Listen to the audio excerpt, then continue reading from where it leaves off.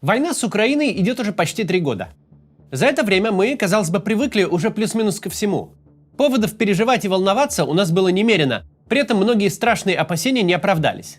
Однако такого обострения, как сейчас, с начала полномасштабного вторжения еще не было. Украина получает разрешение использовать дальнобойные ракеты и уже на следующий же день атакует ими Россию. Россия отвечает ракетами баллистическими, а Путин выступает с обращением в своем фирменном угрожающем стиле. И вот возможность эскалации обсуждают буквально все – военные аналитики, политики, самые разные эксперты, журналисты и блогеры. Неудивительно, что в голову лезут самые страшные мысли. Мол, еще немного и война охватит весь мир, выхода нет. Но на самом деле есть. И как бы парадоксально это ни звучало, разрешение конфликта может случиться ровно на его пике.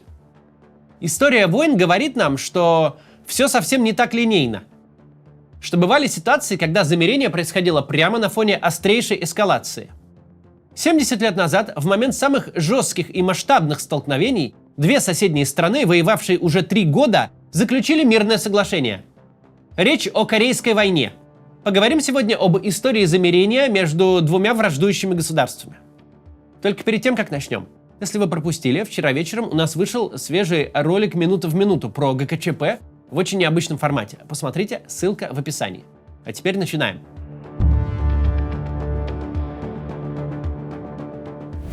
Начать стоит с того, что когда-то никаких двух Корей не было.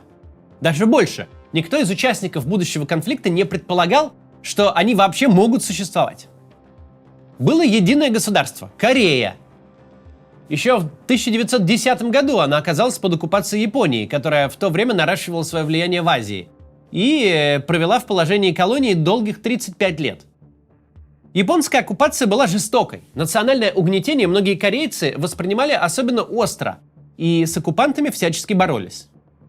Ровно в ходе этой борьбы возвысился молодой офицер Ким Ир Сен. Он вел подпольную и партизанскую деятельность, участвовал в боевых действиях, а со временем обзавелся связями в СССР и заручился поддержкой советского руководства. Поддержка эта очень ему пригодилась, когда стало ясно: Вторая мировая подходит к концу, Япония проигрывает и вскоре будет разгромлена. Освобождение Корейского полуострова СССР и США обеспечили по сути вместе. Советские войска разбили группировку японской армии на севере Кореи, американские вскоре после бомбардировок Хиросимы и Нагасаки высадились и заняли земли на юге. Японскому правлению пришел конец, а полуостров был разделен по 38-й параллели на две оккупационные зоны – американскую и советскую. Тогда и США, и СССР полагали, что разделение это временное, и скоро Корея станет единой страной. Вот только в мире уже формировалось два мощных блока, деливших между собой политическое влияние. Начиналась холодная война. США и СССР подписали договор о временном управлении Кореей, имея в виду ее будущее объединение, но договориться о деталях так и не смогли. Зато сформировали на подконтрольных территориях временные правительства. На юге во главе с Ли Сын Маном, корейским политэмигрантом и участником антияпонской борьбы, а на севере с Ким Ир Сеном, который сам воевал за освобождение корейских земель. Оба правительства с самого начала не были безупречными. На юге выборы были организованы при участии США и ООН, однако левые партии их бойкотировали, а победивший Ли Сын Ман сразу продемонстрировал, что готов бороться с политическими оппонентами любыми средствами, от цензуры и запугиваний до арестов и расстрелов. На севере обошлись вовсе без выборов. Советские войска просто передали власть Ким Ир Сену, как союзнику-коммунисту и борцу с оккупантами, популярному в народе. И вот судьба двух Корей зависла в лимбе. США и СССР увязли в разногласиях на тему объединения страны. ООН номинально взяла на себя ответственность за будущее Кореи, но не предпринимала решительных действий. А правительства, между тем, уже были сформированы и хотели действовать. И южане, и северяне видели будущую Корею исключительно единой страной. Настолько, что даже в официальных документах на севере Пхеньян указывали как временную столицу, только до освобождения Сеула. На фоне неопределенного статуса росла напряженность. Между северными и южными подразделениями то и дело происходили вооруженные стычки. Еще после победы над Японией один высокопоставленный американский чиновник назвал Корею пороховым погребом, который может взорваться от малейшей искры. И описание это все больше соответствовало действительности. Незадолго до начала боевых действий руководство Южной Кореи уже открыто говорило: Мы, мол, можем захватить север силой в кратчайшие сроки. Я уверен, мы можем занять Пхеньян в течение 3 дней, а общекорейскую границу с Маньчжурией будет намного проще защищать, нежели 38-ю параллель. Позже министр обороны Южной Кореи заявит, что его войска готовы вторгнуться в Северную Корею и достаточно сильны, чтобы подойти к Пхеньяну и занять его за 3 дня. Ну, там сказали за несколько дней. И север, и юг готовились к будущему противостоянию. Южная Корея постепенно формировала армию при содействии США. Северная, более индустриально развитая, наращивала военную мощь, опираясь на поддержку и поставки СССР. Попутно Ким Ир Сен убеждал Сталина поддержать вторжение на юг. Ким был уверен, его войска легко сломают сопротивление южнокорейской армии, а граждане встретят освободителей с распростертыми объятиями, восстанут и сами свергнут сеульский режим. В конце концов, убедить Сталина удалось. Ким Ир Сен получил серьезную материально-техническую поддержку, и к войне север был готов уж точно не меньше, чем юг. Так все факторы, способствовавшие началу полномасштабного конфликта, сошлись. В июне 50-го года Ким Ир Сен заявил, что изменник Ли Син Ман вероломно напал на Северную Корею и начал вторжение в Южную Корею по всей линии разделения, по 38-й параллели. Ранним утром при поддержке артиллерии и без объявления войны. Спустя 2 дня ООН приняла резолюцию о помощи Южной Корее и санкционировала участие американских войск. Позже к ним присоединились британские и австралийские силы. Так началась первая интервенция под эгидой ООН, а Корейская война стала первым вооруженным конфликтом Холодной войны. Участие третьих сил в этом противостоянии вообще было очень заметным, и влияние оказало огромное. Если Южная Корея получила поддержку от Соединенных Штатов, напрямую участвовавших в боевых действиях, то Северная от СССР и Китая. Советские военные советники, оружие и самолеты, а также китайские солдаты стали мощным подспорьем для Севера. Чем дольше длилась война, тем более кровавой становилась. Обе стороны несли огромные потери среди военных, а скоро начали гибнуть и гражданские. И южане, и северяне расстреливали военнопленных и тех, кого подозревали в оппозиционных взглядах. Жестко велось противостояние в воздухе. По некоторым данным, к концу войны Северная Корея стала одной из самых разбомбленных стран в истории бомбардировок как таковых.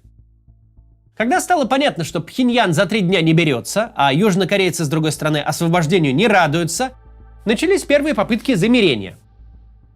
Переговоры о мире запустились уже в 1951 году, через год после начала войны. Весной и летом этого 1951 года линия фронта стабилизировалась по той самой злополучной 38-й параллели. Обеим сторонам стало понятно, что это тупик. Война становится позиционной, активное продвижение, как и захват новых территорий, невозможно. Значит, переговоры необходимы. Предварительно Ким Ир Сен обсудил такую возможность со Сталиным и китайским правительством. В итоге советский представитель в ООН выступит с предложением о прекращении огня и дальнейших переговорах. Эту идею благожелательно восприняли союзники, но не сама Южная Корея.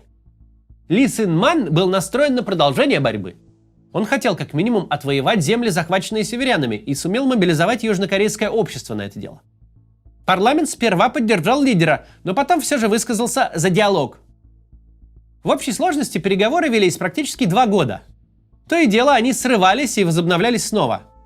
Все это время то южане, то северяне периодически проводили наступления и контрнаступления, добивались от союзников новых видов поддержки, теряли и возвращали территории. Слова генерала МакАртура, что США стоило бы применить на Корейском полуострове ядерное оружие и таким образом положить конец конфликту, умиротворению участников событий и поиску общего языка тоже не способствовали. Президент США Гарри Трумэн видел, что конфликт затягивается и дается его стране и армии все тяжелее. В его представлении, однако, продолжать было необходимо. Дескать, только победив СССР и коммунистический блок, США избежит более крупного и глобального конфликта. Мы сражаемся в Корее для того, чтобы нам не пришлось воевать в Уичито, в Чикаго, в Новом Орлеане или в бухте Сан-Франциско. Тем временем стороны несли огромные потери и никак не могли прийти к соглашению. Решительные изменения произошли в начале 1953 года. 5 марта умер Сталин, и президиум ЦК КПСС проголосовал за прекращение Корейской войны. Так Китай и КНДР потеряли поддержку СССР.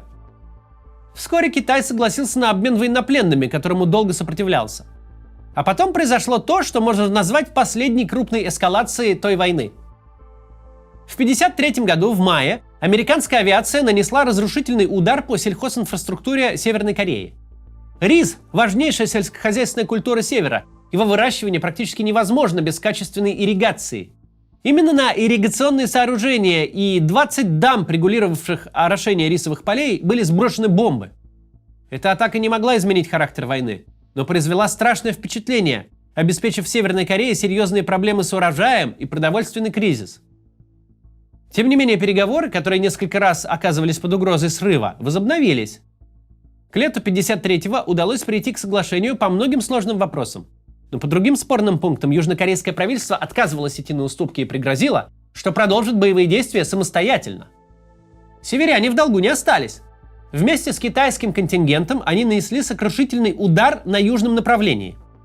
Серьезный урон получили несколько дивизий, потери в живой силе составили около 28 тысяч человек. Китайские добровольцы, а в действительности китайский экспедиционный корпус, преследовал южан по всей линии наступления, уничтожая отступавших при любой возможности. Атака выглядела настолько мощной, что взятие Сеула уже не выглядело чем-то невероятным. Казалось, что северяне не отступятся, а китайцы их поддержат. Переговоры снова оказались на грани срыва. Но надо понимать, что к тому времени и Южная, и Северная Кореи, в придачу к чудовищным человеческим потерям, лишились до 80% инфраструктуры. Страны буквально лежали в руинах. Было очевидно, продолжение противостояния приведет к катастрофе. И переговоры состоялись. 27 июля 1953 года Республика Корея и Северная Корея КНДР подписали договор о прекращении огня.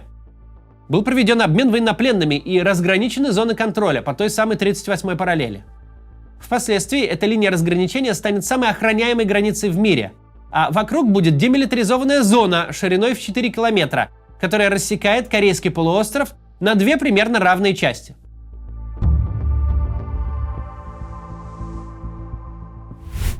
Большой и очень кровавый конфликт был поставлен на долгую паузу. Обе стороны получили шанс на развитие, и шансом этим, пускай очень по-разному, но воспользовались. Сегодня Республика Корея, это Южная Корея, и КНДР, это Северная Корея, две очень разные страны. Одна богатая и технологически развитая, другая нищая и вечно голодающая. Первая открыта окружающему миру, влияет на него экономически и культурно. Вторая самая закрытая в мире страна. Одна устойчивая демократия, вторая карикатурная, гротескная, милитаризованная до зубов диктатура. Но есть в послевоенной истории таких разных стран кое-что общее. Написанный кровью собственных граждан урок. Бряцай, да не эскалируй. Да, конфликт по факту заморожен, и обе Кореи постоянно наращивают военный и оборонный потенциал. Да, номинально к войне они всегда готовы. Но память о событиях 70-летней давности сильна, и сила ее заключается в осознании. Обе страны потеряли сотни тысяч убитыми и ранеными, оказались в руинах, а потом восстанавливались десятилетиями. И все из-за войны, начавшейся на 38-й параллели и на ней же закончившейся. И пока этого осознания достаточно, чтобы поддерживать установленный 70 лет назад, пусть худой, но все-таки мир. Мир, который остановил кровопролитие и разрушение. Мир, который был заключен тогда, когда это казалось совершенно невозможным. До завтра.